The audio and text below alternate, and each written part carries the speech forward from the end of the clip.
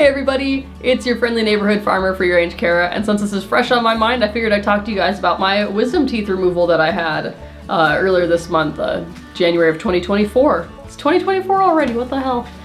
So this is just about my bottom wisdom teeth. I had gotten my top two wisdom teeth out back in 2020.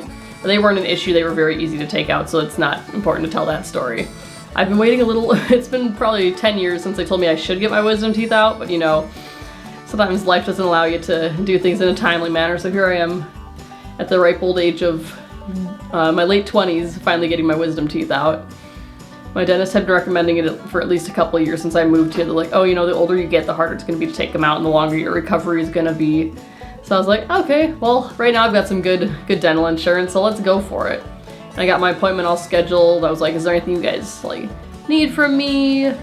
Like in terms of like dental x-rays and stuff, and they're like, oh no, we'll let you know. They also told me it's gonna be about $1,100 after insurance, so sorry about that money, miss it already. A couple of weeks before the actual procedure, they did give me a call and say, hey, we got the x-rays from your dentist, we'd like to do an additional scan, just because they didn't show us like the full extent of your wisdom teeth because they're, you know, in the back of your mouth. So I had to go in and get a 3D scan or a panoramic scan, which is different than the traditional x-rays you get at the dentist where they just stick the film in your mouth and take the shot. I had to like go into the office and it looks kind of like an MRI but for your head. And so you like lean forward and you put your mouth on this little like clip, and this thing just like scans all around your mouth in like a semicircle shape. They took that and like, okay, we think you're all good. We'll see you in a week or two. Get there the day of, and they go, actually, so we got, you know, the x-rays from your dentist. We have this 3D scan. We actually need you to come into the second room and do a 4D scan of your teeth because it looks like the roots of your wisdom teeth are very close to the nerve running along your bottom jaw. And we just want to make sure that we avoid that because that can cause paralysis of your like lower lip, and we want to avoid doing that to you. So we need to take you in for another scan of your teeth. So I went in, it looked like the exact same machine, but instead of just going like around like the semicircle in front, it also did like a little like 180, 360 around the top of my head as well. So they got like a full, not panoramic because that was the other one, like a full 4D model of my teeth and my nerve to see exactly where things were. Then they took me to the back and I was talking with my dental nurse. I don't know what the technical term is for them, but the woman who wasn't the oral surgeon was talking to me and she was asking me about my job. And I was like, oh yeah, you know, I work at a vet clinic. She's like, oh, that's crazy. In my past life, I worked at a vet clinic. And she mentioned the clinic that I'm working at right now, and I was like, shut up. Like, that's the clinic I work at right now? And she was like, that's crazy, like small world. I was like, yeah, small world. How do I end up, you know, the one person who's worked at the clinic I work at now ends up being the person taking care of me while I'm undergoing anesthesia for my dental. Then the surgeon was going over, you know, here's what to expect afterwards. We don't want you to do this, this. You know, because I'm gonna have a couple holes in my head on the inside.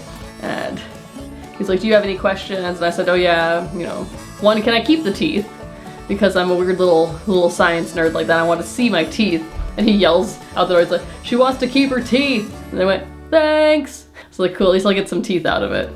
And I asked questions about recovery and stuff like that. And he's like, normally I have another spiel I go over, but you've asked all of the questions that I normally have answers to, so unless you have anything else, we're good to go. So they got me prepped, they like put the little tubes in my nose, and they're like, this is laughing gas, it's just gonna help relax you. I'm like, okay, what kind of laugh would you like today? And they were like, do you have any jokes? And I was like, oh, I have a bunch of jokes. And I told them that I won't repeat because it's not copyrighted yet from my husband's future comedy tour. But it took them a second, they're like, oh, it's a pun. I was like, yeah, it's a pun. And I was kind of hoping they'd tell me when they started like pushing the medication so I could say one more funny thing before I passed out, but they didn't tell me. Next thing I knew, I was waking up. So I guess I went down easy, so I'll take that, you know, I didn't want to fight it too much. Woke up with, you know, the classic like gauze in the mouth, and they're like, all right, and here's your wheelchair, we're gonna wheel you out here. I was like, thank you, don't make me walk. Because I went to like take my step out of the chair and I was like, ooh, this is strange. Because it's probably been, I don't think I've been anesthetized since probably the 8th grade. So it's been a hot second since I've gone under for anything. And you know, this is a fully adult body and I'm like, I don't know what's going on. So they wheeled me out and my lovely husband helped me into the car And then, I don't remember this, but we stopped to get gas. Didn't remember it at all. And then there's a little video of me on Twitter rapping along to John Cena's Thugonomics, or Basic Thugonomics. What the fighting was spitting. I used to fighting some for him and that's backing up in a defensive position. I would do that sober, but also it was funny because I was just a little buzzed.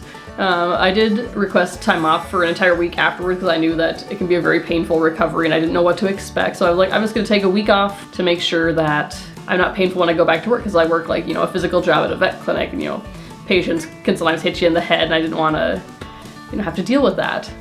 My lovely husband made me eggs when we got home because they said we should make sure you get something to eat when you get home. Scrambled eggs was one of the recommended foods. Prior to this, we'd stocked up on like all the soft things, like we had Jell-O, we had pudding. They gave me a pint of ice cream at the dentist office to take home, which was really nice. But we had bought ice cream just in case they didn't. And then I pretty much immediately went and grabbed my double ice pack. I got one of those, the ones that velcros on top of your head so you can just hold the 2 ice packs to your face. And when I tell you that was the real godsend, was being able to have just hands-free ice packs on my face. I practically lived in that ice pack wrap for the first few days. And it was like you could do it for 20 minutes on, 20 minutes off, so literally every 20 minutes, like I set a timer. Every 20 minutes I would take it off, put it on, change my ice packs, make sure everything stayed nice and cold.